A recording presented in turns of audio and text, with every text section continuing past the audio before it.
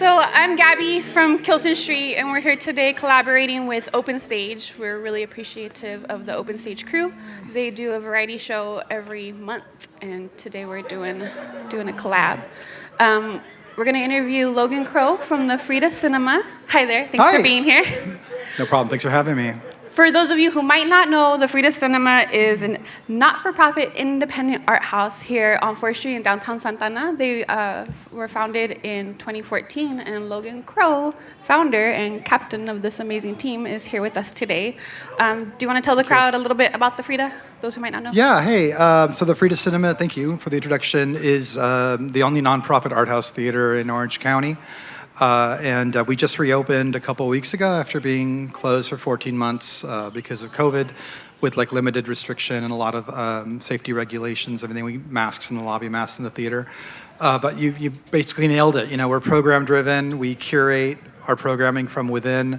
So it's mostly new, independent, international genre, LGBTQ, short and feature films mixed with a lot of classic revivals, film series, director series, and then also programming in collaboration with the community. So educational groups looking for a venue to put on an event or their film festival for the semester, nonprofits, cause-based groups, social justice groups that need an auditorium, whether it's for a film or a presentation or anything you can use a big room for with, 200 chairs. Yeah, anything you can use a big room for. I told Mo I was going to cry. I will try not to cry because I'm a sensitive little chick. But today would have been our 1-year anniversary of our wedding, and Mo and I were going to get married in the Frida Cinema. And the pandemic happened. We had to shut it down. Flash forward, we eloped in Vegas with Elvis. But it's been a heck of a year. How did you guys handle the shutdowns? It was scary at first. I wanted, my dual priorities were to try to find a way to keep our mission going and then really try to make sure that I didn't lose my staff or have to lay them off. Like, it's a small team. There's 5 full-time people. And that was like instantly like the priority. Like, I don't want to suddenly leave them unemployed. So what we did was we worked really quickly, did a lot of fundraising and pieced things together, and we started a drive-in series. That sort of roamed around different spots around Orange County. We started that in May of last year, and then it just kind of grew from there. And so I think between May and now, we did, I want to say 127 drive-ins. Oh my gosh. And what was really cool about those was it was initially, our own programming. So movies, kind of running the gamut of genres, of classics, new films. But then, we always go back to the mission. So every once in a while we'll go back, okay, are we doing the 3 tenets of our mission, which is enriching, connecting, and educating communities. And so we started to do more partnerships too with organizations. So we've worked with a bunch of schools. We did some classes for some schools that needed an outdoor classroom. We did a Lenten Mass drive-in for a church in Anaheim. We worked with Viva la Vida to keep the Dia de Muertos festival alive by sort of reimagining it as a drive-in with Coco as the film that we played. But then also we had, they brought in live music and they brought in vendors, and it was this great event. But again, always with a focus on safety and distancing. So, from point A to point B, okay, well, how do we make sure we're not exchanging tickets? We'll do everything online. Okay, well, how do we make sure they don't hand us a ticket? Okay, we're going to go with a system where they can have a QR code and we can scan it through the window. What about listening to the movie? Okay, we're going to do an FM transmitter so they don't have to lower their windows to hear speakers. So everything was modeled after making sure that there was very little movement and social distancing. So they were all safe and they were all really successful, and that carried us over until the point where it was time to reopen. And now we're still doing both. So I think we're going to keep the drive-ins going. That's good. It was incredible. Another personal note, I'm part of Viva la Vida, Modesto and I. We do Dia de los Muertos here in downtown Santana. And Logan was incredible to work with, and he really fought for us to be able to keep the event free and to keep it in town for the local residents. And we got to watch Coco, and it was just a beautiful collaboration that was just beyond our wildest dreams, because just the pandemic hit and everyone just thought, what am I going to do? And collaborating was the way to do it, and it was a beautiful turnout. What did you find most challenging during the year at the drive-in series? I think, the things I found the most challenging were personal things. So like for a perfect example, like my favorite work environment is to take my laptop to like a coffee house or somewhere where there's a lot of noise and people. Like I don't like to work in silence. I know that some people, that's what they need, and I respect that. Like, but even growing up, like my dad would always be like, what you need is a room that's very neat and organized, and you need silence to study. That's why. And I was like, no, the reason I'm not doing well is because I have ADD and I need to be surrounded by noise and people, and that's how I work best. So not being able to take my laptop out into the world to work for a year was really, really tough. Like looking back, okay, I missed movies, I missed concerts, I missed all this stuff, but I had to pinpoint one thing. It was that inability to surround myself with creative energy. That was really rough, so it's been great to be able to reconnect with creatives and go out and work and stuff. I think from an organizational standpoint, it was just the unknown, all the question marks, like when are we going to be able to open? Is it really in a month? Is it going to be 2 months? Is it going to be 6 months? And not being able to plan for that, not being able to, because you have to program the films and then advertise the films, and not knowing, or organizations would step up and be like, we want to do this, or your wedding. I mean, perfect example, like people had plans. And, I like being a problem solver. I like working with people to figure out, like, okay, how do we, like with Viva la Vida, well, we're not going to be about that. No, let's figure out a way to have about this. What if we do it on the back of cars? Okay, cool. And then that worked out really well, Not being able to have all the answers to problem solve for was really, really rough. Mm-hmm. Not knowing, we thought we were going to be closed a month. Yeah. Like, honestly, and that became 2 months, and then it became ultimately 14 months. So I think the uncertainty and the ambiguity, also the frustration of knowing that this was going to be prolonged because people weren't taking it seriously. Yes. And that sort of catch-22 of, people that earnestly and, from the gut, business owners and stuff that were like, this is bad for my business, I'm going to break the rules, and wanting to reach them and be like, but you don't understand, you're just pushing it further out without coming off as you're wrong, that dialogue, and then everything became political. All of that stuff was really difficult to just experience. Mm-hmm. But, it's great to be back. It's great to see that things are moving in the right direction. Yes. So, yes, a light at the end of the tunnel for sure. Yeah, no, definitely. It's been a hard wave to ride. Another option that you gave people to be able to still stream films and new films, you guys were streaming online, you did some Q&As online. Had you done Q&As online before? How was that to do events like that? We transitioned really quickly. We hadn't done drive-ins, and we hadn't done streaming, and we hadn't done Q&As online. It was just a lot of learning. Yes. It was a lot of, and reaching out to the art house community, and fortunately the community of independent movie theaters is very tight, and we share resources, and it's not a world where there's a lot of, the sort of snobbery or, fierce competition that one might suspect or expect from that. Mm-hmm. We are all film lovers, and we all sort of do what we do because we love movies and we love arts. And so there was a lot of cross communication of, this is the best platform we're using for streaming, and this is this, and no, if you want to do it this way, don't use that platform. And so, and then the distributors were being really helpful in that regard too, because they were, and I respect that the most. The thing that I respected was that studios like, Kino Lorber, IFC, Magnolia Films, they could have taken their films and just gone to Amazon, gone to Hulu, or Netflix, easiest thing in the world, made a contract with them, now they're around the world.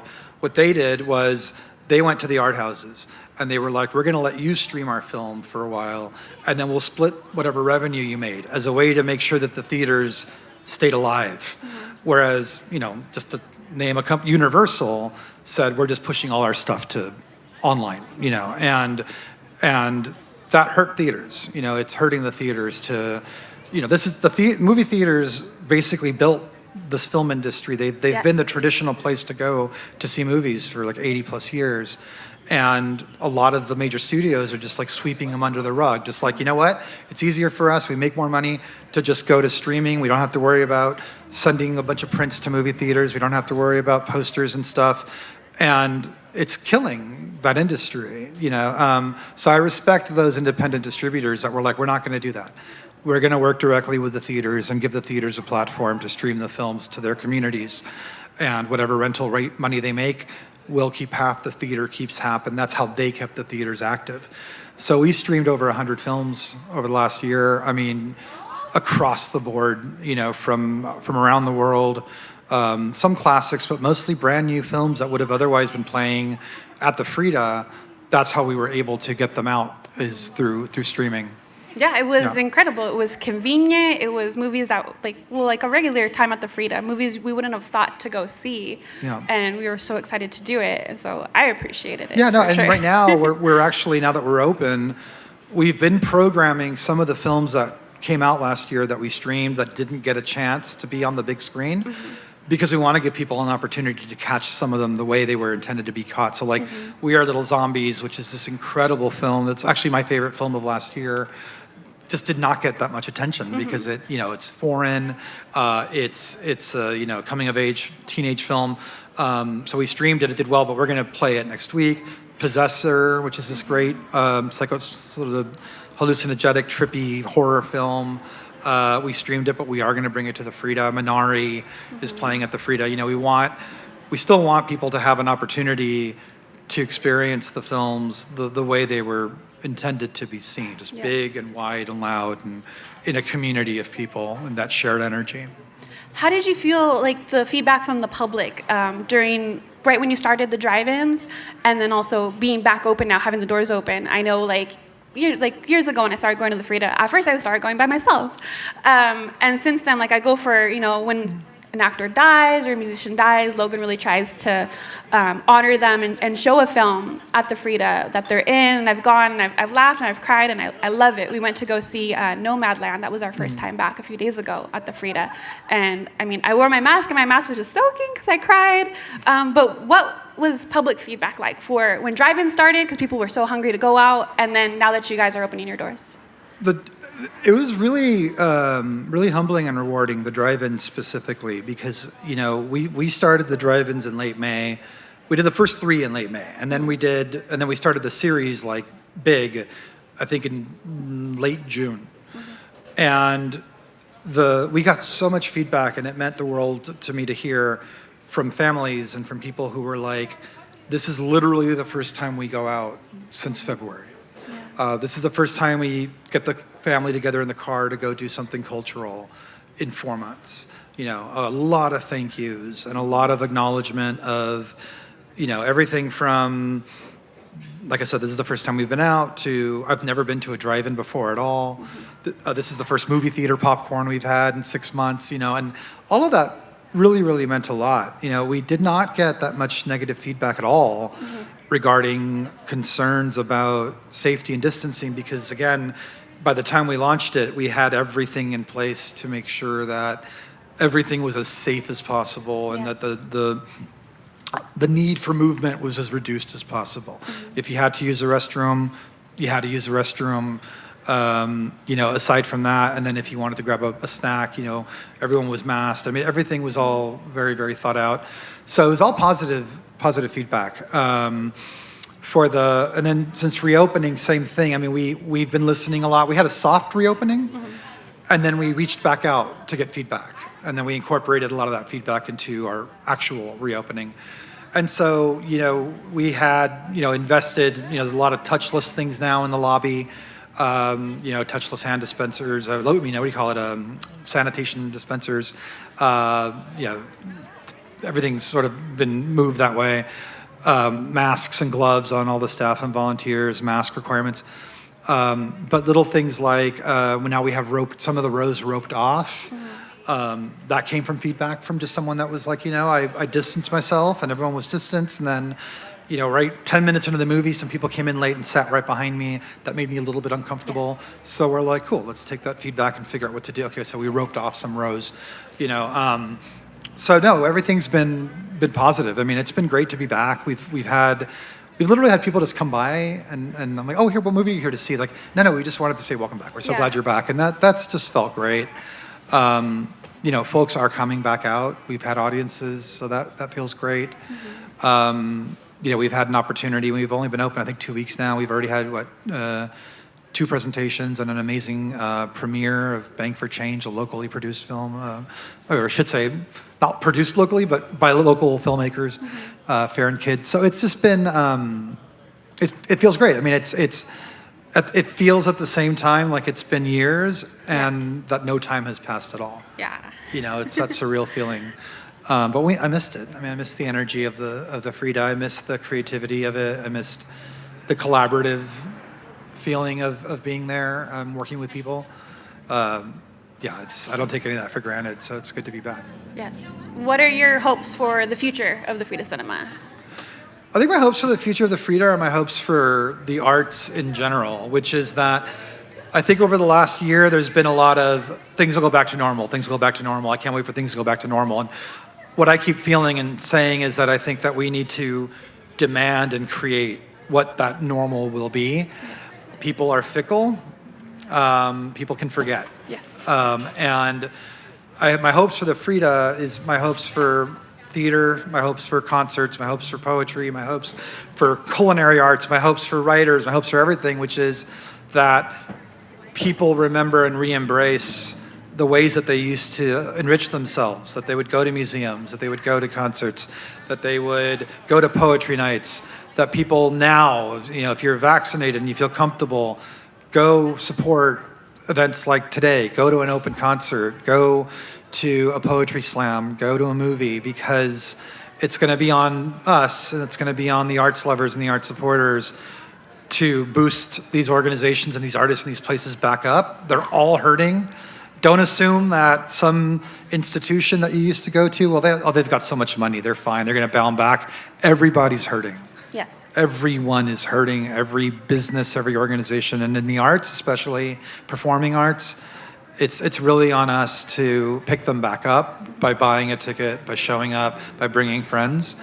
So my hope for the Frida is that we can bound back to where we were before and continue to program like we did before, and that people will come out and support us, and that we can keep the drive-ins going as well, because I think even after they're needed as a security measure, they're just very fun and rewarding to attend. It's a cool way to go on a date or to bring the family out, or just to go by yourself and just be in your car and just have all your favorite snack food and just lean back and watch a movie. This is a cool alternative way to catch a film.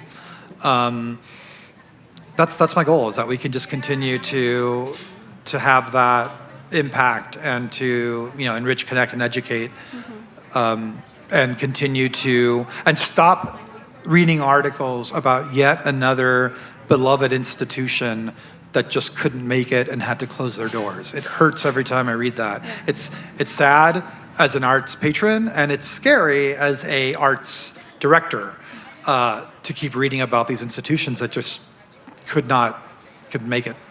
So.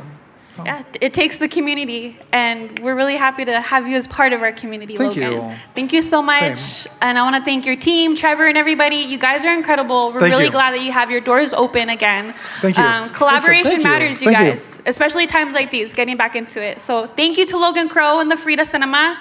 Thank you for what you do as well. Thank you for giving a voice to places like the Frida, to musicians, to community leaders, to everything. You know, we work really hard, and as you know, a lot of us are just really humble, passionate people, but this helps. I mean, it really helps to just help spread the word about what we do to people who haven't encountered our work and our mission. So thank you for what you do, for sure. Thank you. From everybody here at Kilson Street and our friends collaborating with us today, Open Stage, we'd like to thank Logan Crow. Have a good night, guys. Thank you. Thanks, everyone. Thank you.